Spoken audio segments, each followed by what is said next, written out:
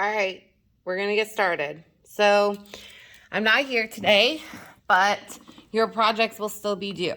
So at this point, everybody has jumped into the role of being an illuminator, and we have added in our metallic paint. If you painted over items or you need to fix something, so if you look very closely, you can see here that I went out of my lines very slightly, but all of your little imperfections can be fixed today by either adding marker or colored pencil to fix them up. So the first thing I'm going to do is I'm going to finish sharpieing my artwork. So you can see that I painted over this black line. I'm going to take my Sharpie and just trace over that line so it's a little bit more bold. We're going to take a few notes today, but this is basically the first thing that you're going to want to do on your project, okay? Take your Sharpie and just fix up any lines that need to be fixed. If you need to make lines thicker, go ahead and make them thicker. We want it to look very neat and very clean. So I'm gonna make this a little bit thicker because I have the rose gold paint in there. All right, so I fixed up my lines. Now for some notes. You should take out your sketchbook and make sure that you write these things down. You know that I do sketchbook checks. So the first thing that we're gonna talk about is we're gonna talk about value. Okay, so value is the light and dark of a color. Many of you will say that this is shading. So you've probably seen a value scale where it goes from light to dark. So you start going very lightly. It's kind of like almost like a sketch. It's very light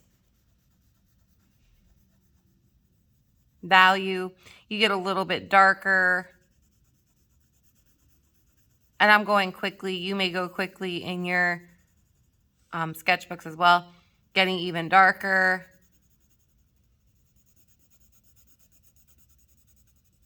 To darkest, where you are adding basically pressure down on your pencil. Well, all of your light values are called tints. All of your dark values are called shades. We are staying in this area for this project, okay? So we want to have it very heavy, we want to have it very bold, and we want to have it very bright. So if this is the area that I'm coloring in, okay, and I'm using my colored pencil, and this one's sharpened, so I'm going to use it. What I expect to see is the darkest value that this colored pencil can give you. So you're going to have to apply some pressure.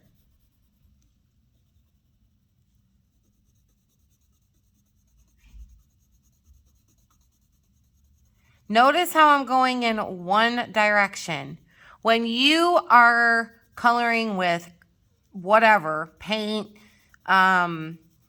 crayon, marker, you are always trying to go in one direction. That way you don't see the strokes of whatever material you're using. Unless you want to see the strokes, but that's purposeful. For this, we want it to be a nice dark value. We want it to be the darkest value that it can possibly be. And so we don't want to see those different lines inside of the artwork. We want it to just be completely colored. I'll give you an example of how to use your markers. Many of you will just color like this. That's actually not the appropriate way.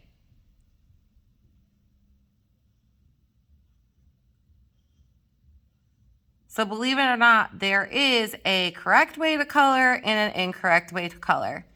This is my expectation for this particular project. Now you can go around the contour or the outline of whatever you're coloring. You can go over it again if you want, but notice how I'm going in one direction. So take some time, make sure that this is put inside of your sketchbook.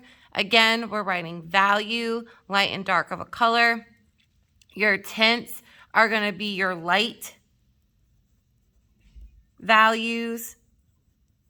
Your shades are going to be your dark values. And we are using our darkest shades for this particular project.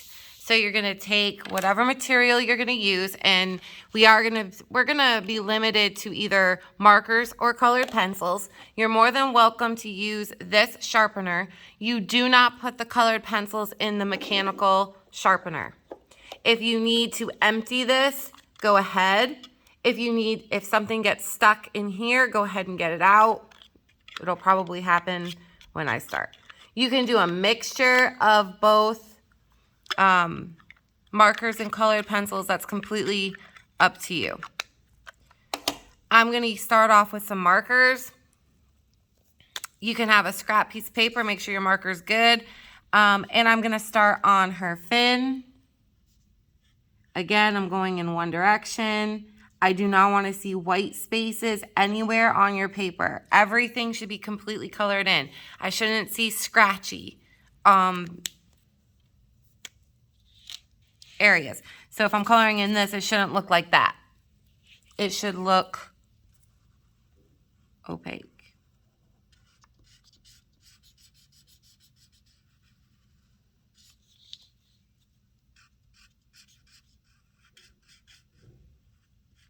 I'm just going in one direction. I'm actually following the contour of the line.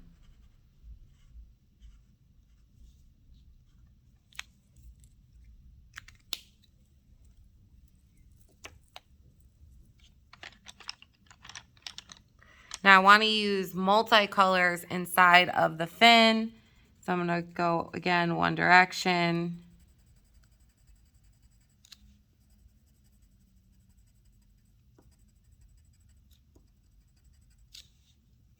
I know many of you did not finish your drawing. You need to get it finished and colored today. It's going to be handed in. Now, what I like about colored pencils is that you can play with the colors. So inside her fin, I'm going to use light green.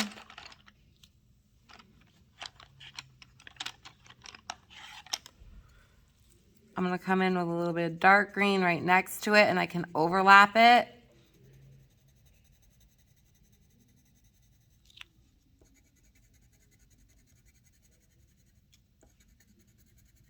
But again, the darkest value that we can get.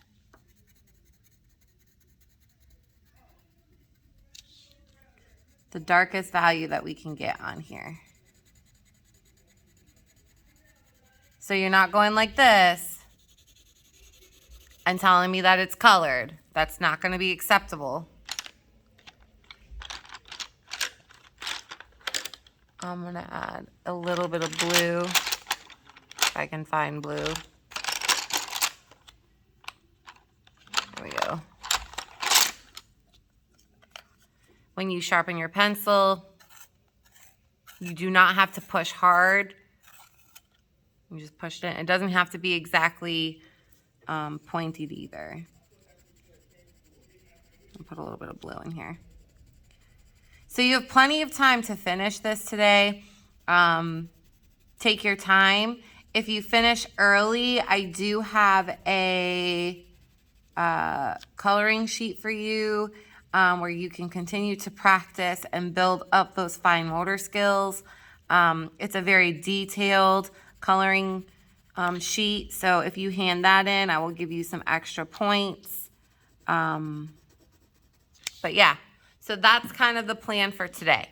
So let's review really quickly so everybody understands the expectation. You are going to be in your seats. voice level 1, possibly a 2. You should probably be at a voice level 1 or 0 because this is due today.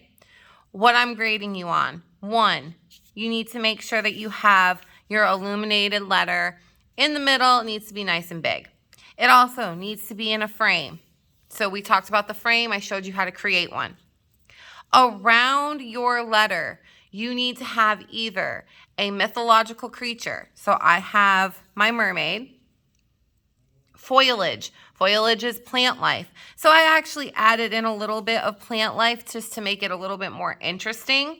I also added in another mermaid fin because the space wasn't filled up, okay? It was a little bit boring.